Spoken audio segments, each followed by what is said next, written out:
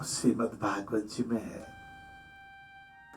बहुत अच्छा वेद व्यास जी महाराज का, गणेश जी महाराज की लेखनी और वेद व्यास जी महाराज का वाचन। कभी कभी विचार करें कि सप्ताह कराएंगे। आप नारायण शो को लिखें और नारायण सेवा हाजिर होगी। तो एक आधा मंत्र है, मैं बोलूंगा, आप दोहरा लीजिएगा।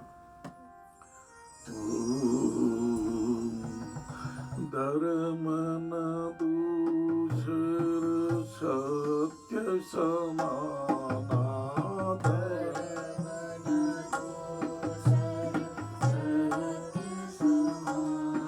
सत्य जैसा कोई धर्म ही नहीं है।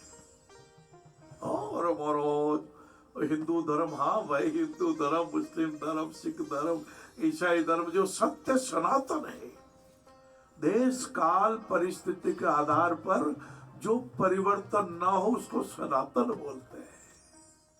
आओ सत्य के उपासक बने, और सत्य के उपासक के लिए सेवा करना परम धर्म है। सेवा और सत्य, ये दो हमारे आभूषण बनने चाहिए। जब ईश्वरचंद विद्यासागर की माता कुछ बीमार हुई और ईश्वरचंद माँ ठीक हो जाओ ना माँ मैं आपके 2 गहने बनाऊंगा।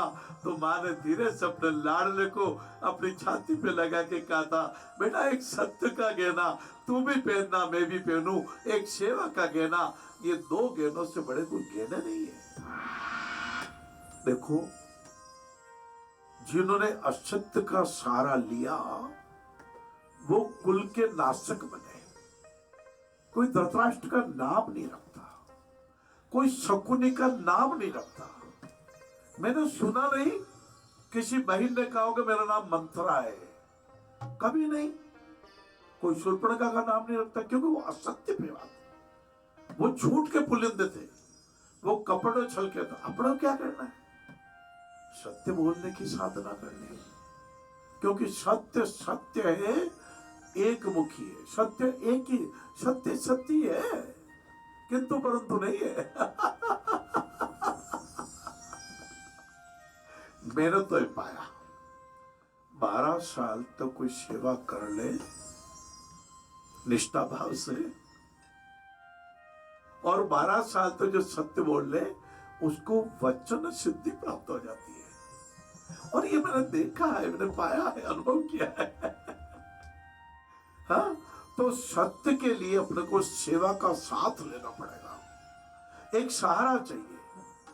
भगवान बुद्ध, उनके कालखंड में जहां आज पूरे विश्व के कई देश, अभी हमारे प्रधानमंत्री जी जापान गए, बौद्ध धर्म, चाइना के राष्ट्रपति जी भारत में पधारे, बौद्ध धर्म, कितने कितने देशों में बौद्ध धर्म फैला। वो कहते थे सत्यम शरणम गच्छामि। एक बार बोले, सत्यम शरणम गच्छामि, सत्यम शरणम गच्छामि। बुद्ध भगवान ने उस युग में कहा था सत्य स्वयं बोलेगा। तो उनके खिलाफ षड्यंत्र करने वाले, काम वासना वाले परास्त हो गए, आपस में झगड़े, झूठ नीचे गिर पड़ा और सत्य ठेठ आकाश में ऊर्ध्वगामी हो गया। एक तो होता अधोगामी, अधोगामी नहीं बनना है। वो कहता है कर्महीन नर पावत नाई, सकल पदार्थ है जग में, ऐसा नहीं बनना है। अपने को ऊर्ध्वगामी बनना है, सच्चा मनुष्य, अच्छा मनुष्य, इंसानियत का मनुष्य। क्योंकि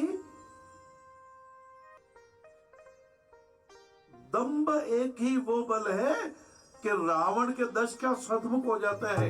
अरे 10 मुखी रावण ही 100 मुखी रावण हो।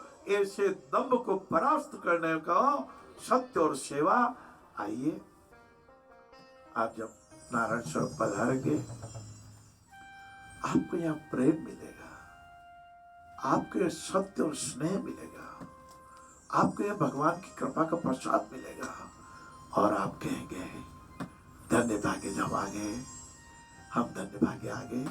अब पधारिएगा कल इसी चैनल पर इसी समय पुनः हाजिर होगा आपसे वार्ता करने के लिए, आपसे वार्ता करने के लिए।